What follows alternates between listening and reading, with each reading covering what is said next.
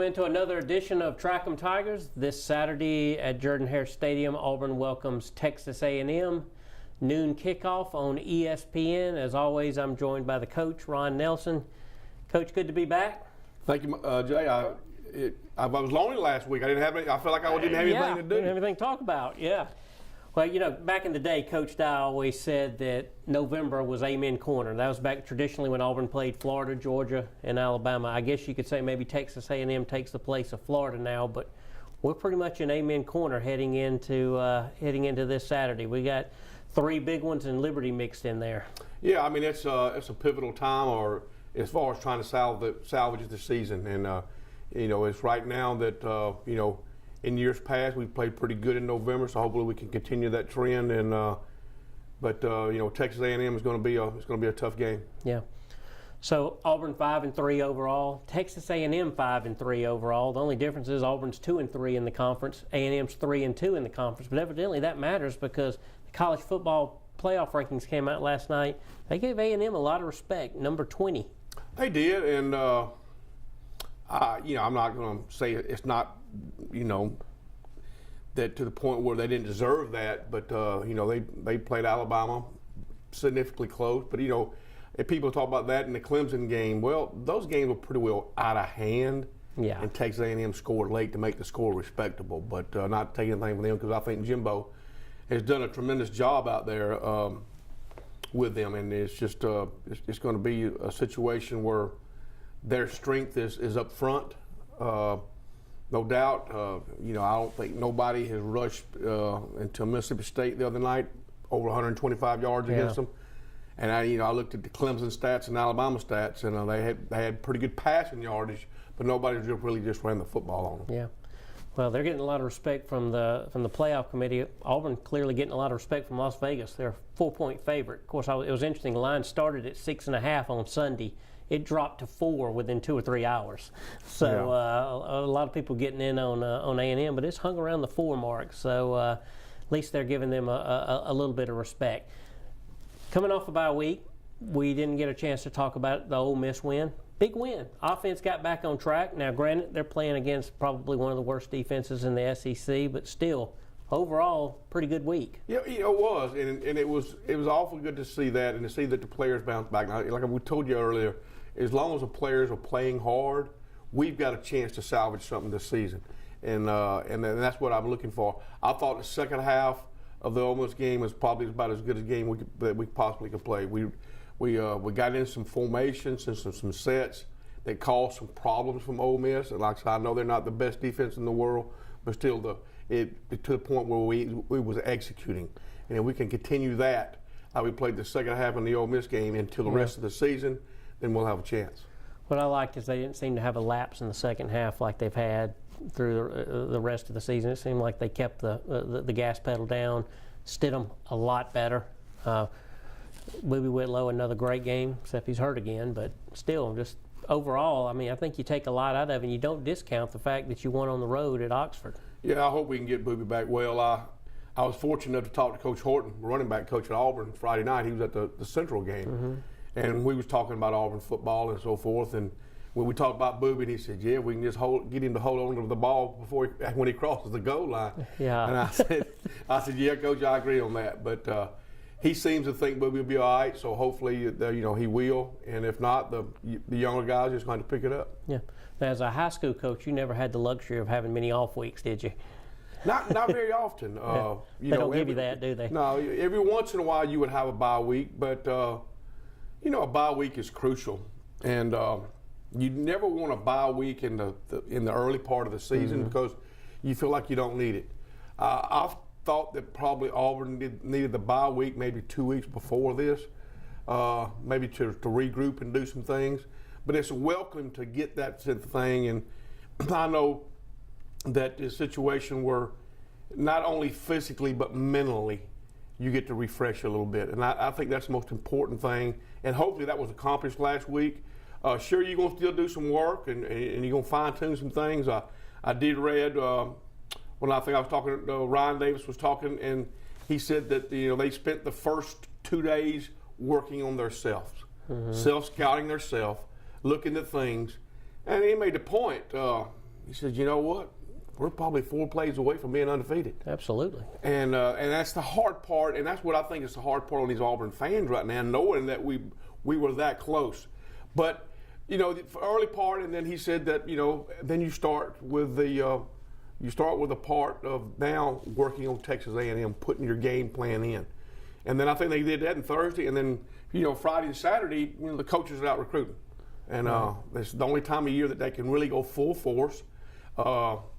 During the season, if you got a home game, you might send 4 or 5 coaches out. If you got an away game, you might send them away to where your destination that you're playing that particular time. But everybody hit it full force. All coaches was out, and you know, that was good for that part. And, you know, you don't see head coaches out on Friday nights like you used to. I know when I was in high school, when I was at Central, we had Ed King and James Joseph, Marco Battle, Willie Riles, all that group, and it seemed like it was a who's who coming through that Central High School on a Friday night. Joe Paterno, Johnny Majors, Ray Perkins, Pat Dye.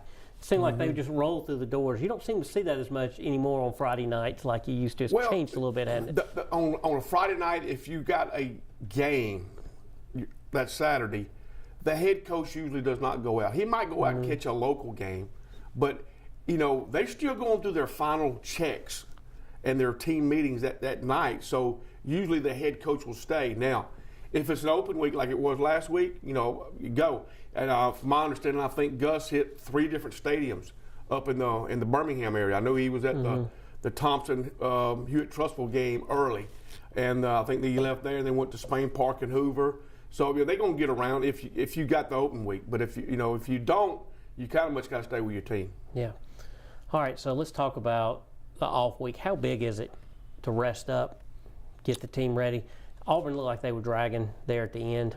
Do you expect to see a lot more oomph in their step when they come out Saturday? I think so. I hope so. And in a situation where, you know, sometimes people they say, well, I wish we didn't have a bye because we're playing really, really good.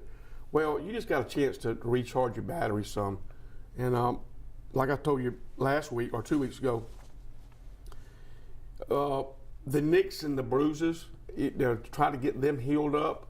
And because you're finna go into a 4-game stretch in November, that's going to be very, very crucial. Yeah. Gus Malzahn, the talk has died down. Beat Ole Miss. That's shut people up for a minute. Had the off week. Things have kind of gotten quiet. Saturday, needs to have a win, or the talk ratchets it up again. You and I talked before we went on the air. It's not good for Auburn to be in a situation where they're talking about making coaching changes on a regular basis like they do.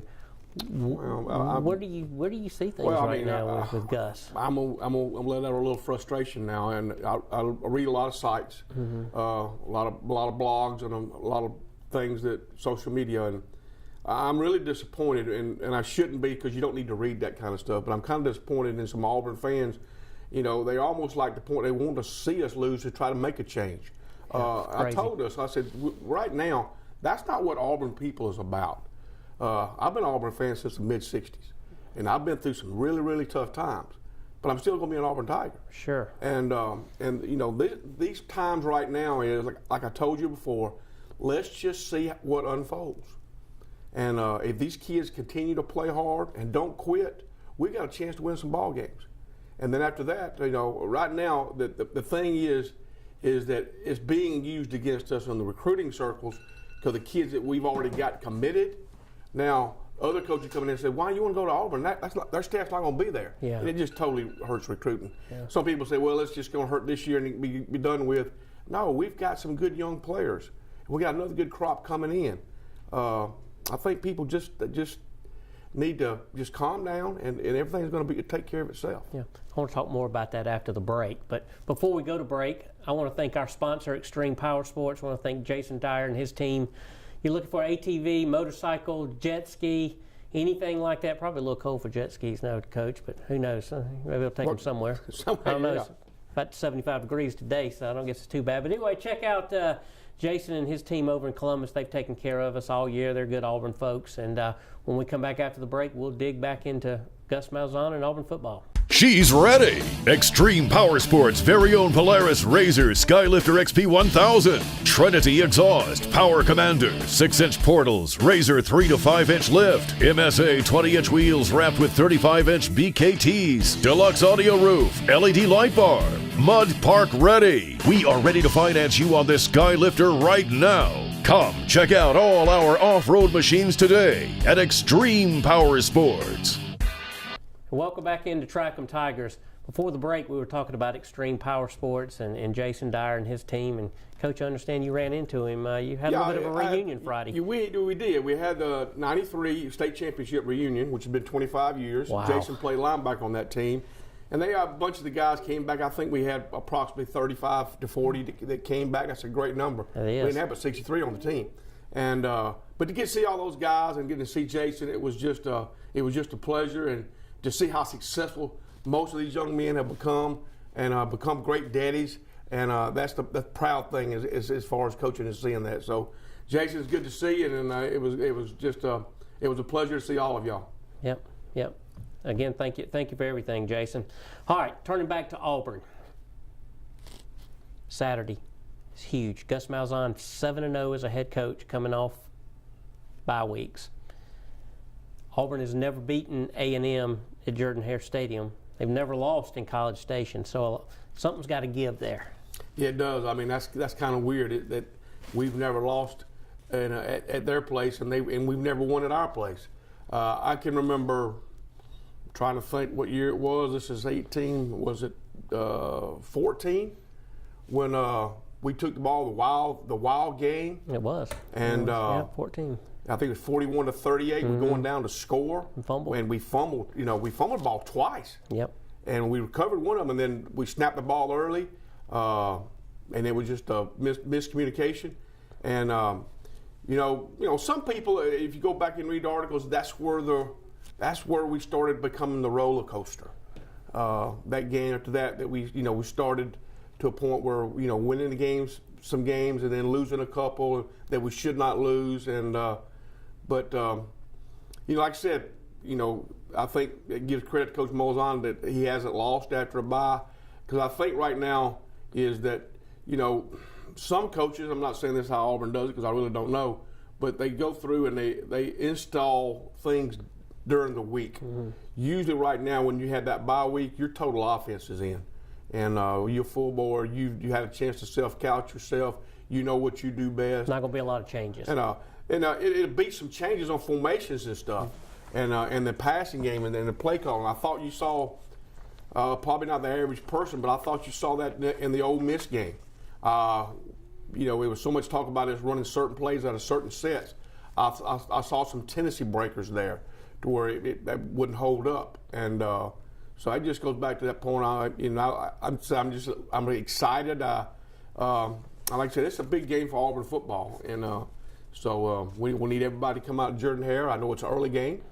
It's the third one in the row we played, so we ought to be used to it. That's what happens when you lose. And it is. Yep.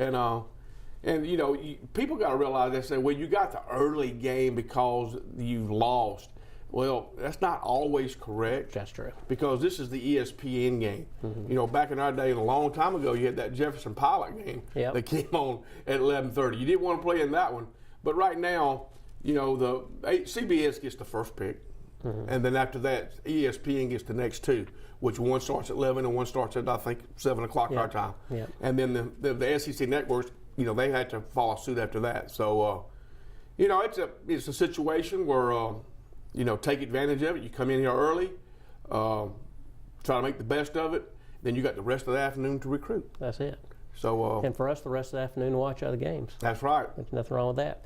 All right, injury front. We talked about Boobie Whitlow. He's questionable. Doesn't appear he's practiced a whole lot the last 2 weeks.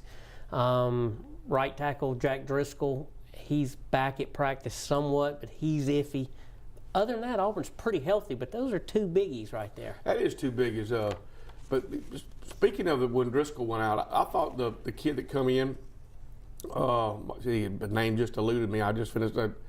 The guy that got the holding call late in the game.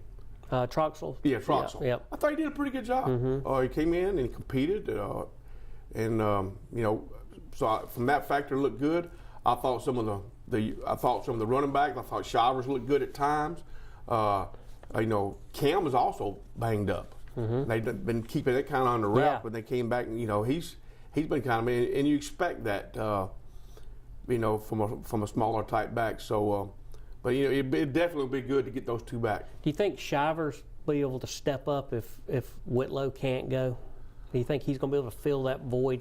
I think from what I've been hearing is that they're going to do it by committee. I think you'll see him, Asia Martin. Cam, if he's healthy enough, and Malik Miller a little bit. Malik Miller. Malik Miller played a big part in the Mississippi ball game, and it was you call him the third down back. You call him the third down back for a reason. It's because it's a definite passing situation. You want that extra back in there, a bigger back that's going to help block the linebacker and so forth. We'll need that against Texas A&M because they're pretty good up front. Yeah. One good moment in the Ole Miss game, and I want to get your thoughts on this. We talked about Austin Troxell a second ago.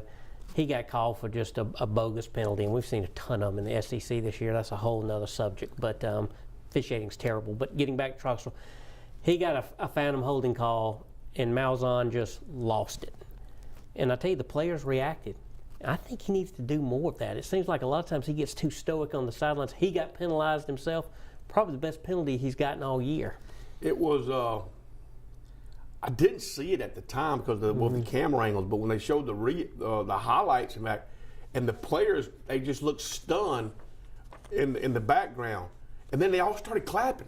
Yeah. And I think that does. I mean, the first thing you're thinking about is if a coach gets a penalty, he usually probably goes using profanity.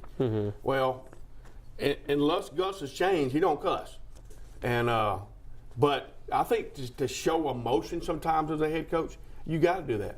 You've seen coaches and you've seen some basketball coaches, they'll get a technical on purpose, just try to fire their team up. Yeah. So I don't know if we can use any more 15-yard penalties because 15 yards is hard enough to get by for us anyway. But I thought it come at a good time, and I thought it fired the players up. Yeah. How many times did you ever lose your head on the sideline as a head coach? I was fortunate enough. I only had one ball game where I got a penalty and got thrown out of a game, and that was at that's where I graduated from, Stanhope Elmore, and It meant more. And I got thrown out for game for being that far on the field, and my toes were hanging out. I curled them up, and it wouldn't even been there, and everybody knew I didn't say anything. But I remember one time that I was an offensive coordinator, and we had a fumble that we recovered, and we recovered the football. I'll never forget that. John Smith had the football, and they didn't give it to us. And I smarted off and said something, and I turned around and walked away, and that flag hit me right in the back. Coach Traver come running in and said, "Who got that flag?" I said, "Coach, I don't know who got that flag. I have no idea." You know who got hit with it. But not very often from that situation. But you don't have to necessarily get a penalty to get your team fired up, but just let them know that you care about them. Yeah. And Auburn players, that's one thing that I will take credit for, or not take credit for, but will give them credit for, is that after that Ole Miss ball game, all the players they talked about having Coach Malzahn's back. Yeah. And they hearing this stuff. Like I said, they're hearing it. They know what's going on. And They haven't quit on him. And they hadn't. And like I said, I've told you before, as long as they don't quit and they keep battling, then I'm satisfied. And because I think as Auburn people, that's all we want, is a team that's going to go out there and play their hardest and give Auburn an opportunity and a chance to win. Yeah. I think we were really worried that this season would reflect a similarity to 2012. Thank goodness that hasn't happened. We don't want it to. Right. And I think that's why this week is so pivotal. And we win this week and get a little momentum going into Georgia week. You never know. Never know. And but that's the reason this week is so big as far as momentum. Yep. All right, we're going to take a break. When we come back, we're going to dig deeper into the Texas A&M game. We'll be back in just a second.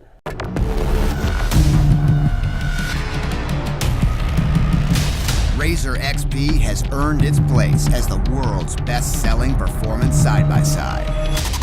Now, the off-road's most successful Predator looks even hungrier. For 2019, Razor XPs are cut more aggressively. The chiseled muscular style, premium digital instruments, and wicked LED accents all hint at the heart of the animal within. Choose a Ride Command Edition with off-road worthy touchscreen that puts total control at your fingertips. Or grab a Dynamics Edition and discover the terrain-dominating power of smart suspension. Extreme performance has never looked so good. Build your XP at PolarisRazor.com. Welcome back into Track 'em Tigers.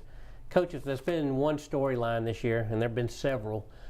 Auburn struggled with time of possession, especially in big games. Texas A&M is second nationally in time of possession. That could be a storyline Saturday. It very well could. I think the time of possession, the reason that Texas A&M is so good is because I think they're fifth in the country in rushing defense. Yeah. They just don't give up a lot of yards. The new coordinators come in there and they really play in gap control, a lot like what Auburn plays. Same type of front, same type of thing, and so if your rushing attempts are down, you're not getting many first downs. That way, you're turning the ball over and get the ball in your offensive hands. I mean, our biggest problem is that we haven't got things going on first down. If you get things going on first down, we did that in the Ole Miss game 2 weeks ago, then things can happen off of that, and then your time of possession to get better. But it's going to be I think it's going to be a low-scoring affair. I think both defenses are pretty good. I think both offenses. It depends on which one shows up. They mirror each other in a lot of ways. They do. I think we've got a little bit better. I think that our passer is a little bit better. I think Jared is. As far as their quarterback, Kellen Mond. To me now, he's the roller coaster. Mm-hmm. I've seen him play really, really good, and I've seen him play really, really bad. And I think you got to get a little pressure and get in his face, and give him some different looks. And I think that Auburn maybe did that against Ole Miss quarterback's pretty daggum good. Yeah. And we kind of frustrated him, but just by giving him different looks. Don't just be in the same press coverage. Give him some different looks, some blitzes.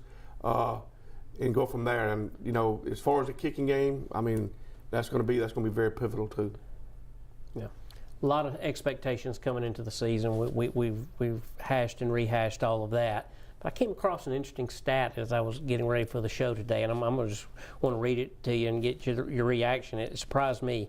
Over 76.6% of Auburn's rushing yards come from freshmen, and 43% of the production in receiving is from freshmen. Only one of those players are redshirt freshmen. Well, I mean, the rushing part's going to be that way because of Boobie. Yeah. I mean, he's been our bell cow, so he's going to have the majority of that. The receiving yards kind of surprised me a little bit. But if you look at the big catches that Schwartz has had, mm-hmm. and then the Williams kid has really, really came on, and everybody won't know why Nate Craig, why did he leave? That's why he left. He wasn't going to play. This guy was playing better than he was. Yeah. And he's been a pleasant surprise. It's a good thing and a bad thing. It's good that you're signing people that can contribute immediately. You see the Alabamas that, they're coming in playing as freshmen and making contributions.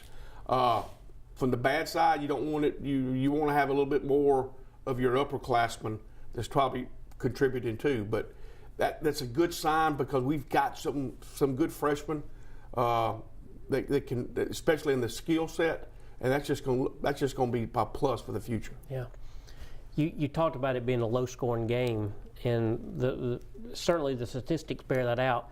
For the 5 straight SEC games, A&M has failed to score 2 offensive touchdowns in a game. Our defense, coming off a week of rest, should be healthy. Should be a big plus. Well, I know that they got one of their offensive linemen went down. He'll be back this week for A&M or not. One of their running backs was out. Whether he'll be back or not. But the thing about it is the situation is let's don't let Kellen Mond's legs beat us, okay? And then disguise him some coverages where he just can't sit back and be able to know who he's going to throw it to before the ball is snapped.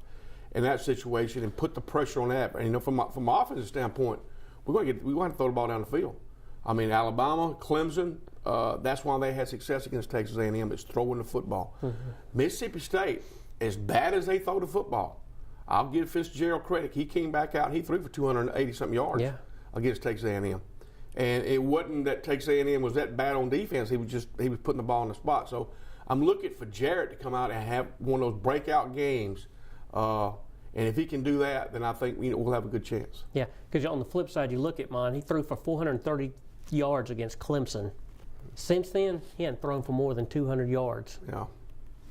So I mean, it's just you just never know what you're going to get. You never know what you're going to get. Mississippi State held A&M to a season low 61 yards. I'm reading it off here.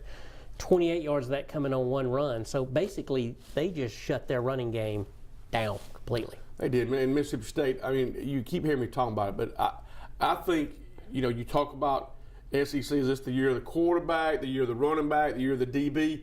This is the year of the front seven.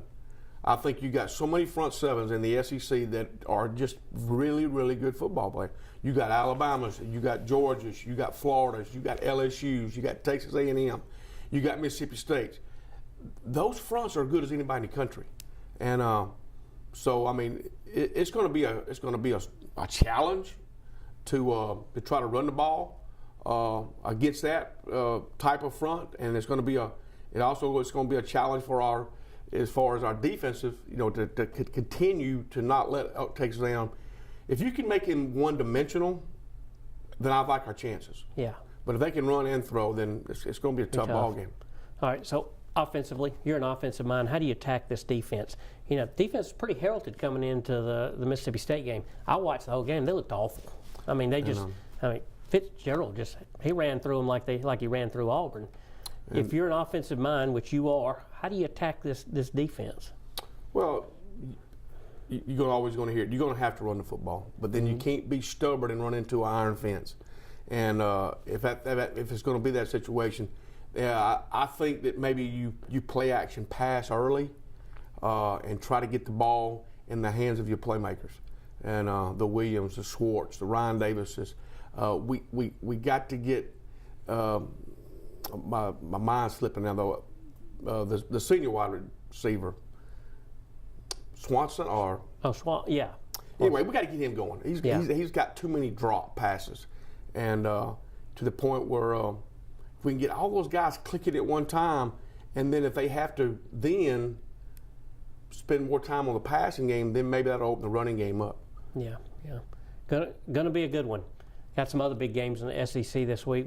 Alabama, LSU this weekend. LSU have a chance? No.